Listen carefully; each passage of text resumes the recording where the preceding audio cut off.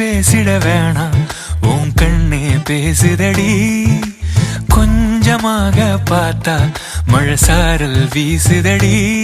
நான் இன்னா நடந்தா கண்ணு ஓ முகமே கேக்குதடி